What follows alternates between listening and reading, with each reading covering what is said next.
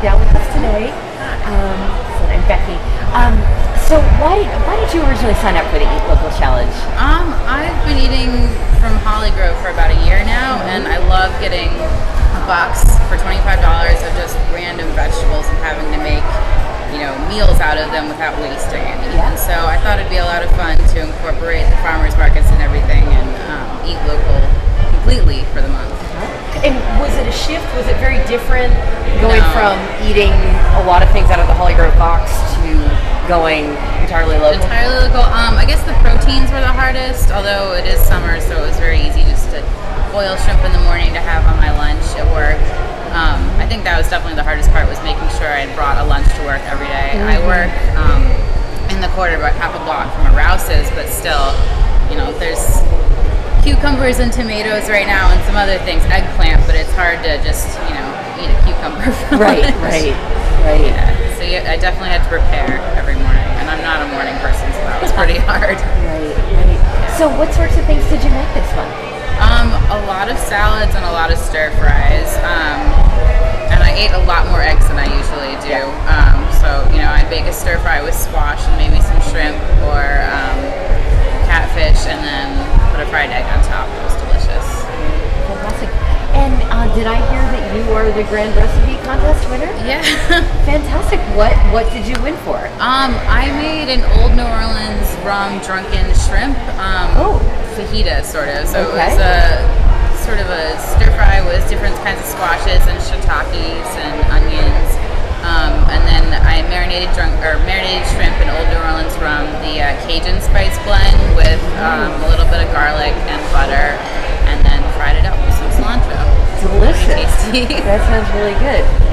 And did you just have that yourself, or did you make that dish to share with other people? I just brought some in, so some people got to try it. I think the shrimp burnt pretty quickly because I didn't bring that many, but I was just sitting at home one night thinking about how I miss drunken noodles, which is a Thai dish, and that just sort of formed into the idea of how I could make drunken shrimp fajitas.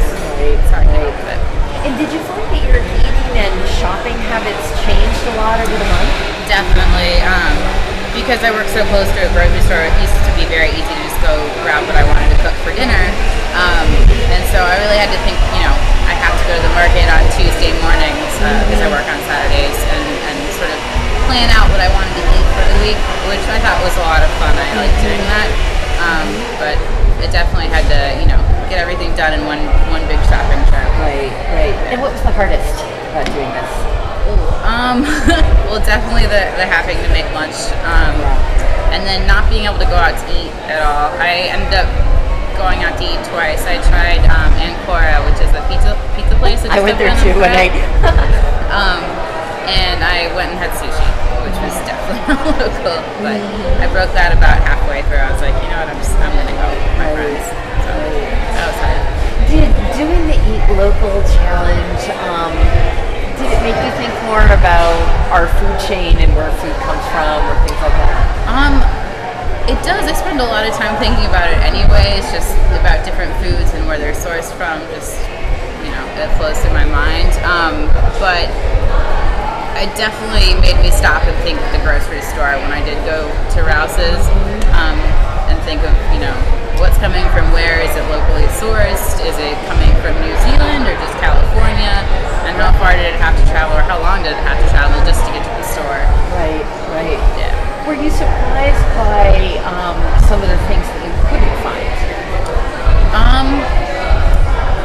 Not so much, I guess, because I was pretty used to what is seasonal here. I wasn't too surprised. I do really want avocados, though, which are not locally sourced. Right. So if you were going to do this again, what would you do to prepare for it? I think in the winter I would freeze a lot of lemon juice and like little ice cube trays, so I had lemon juice that was locally sourced because I just had to get citrus because it adds so much flavor. And I'd probably also make a lot of jams, and I would stock up on strawberries. I didn't do that, and they went out of the markets like just as this started. And those are so great in smoothies, goat yogurt and a little bit of milk. But yeah, so I ended up freezing nectarines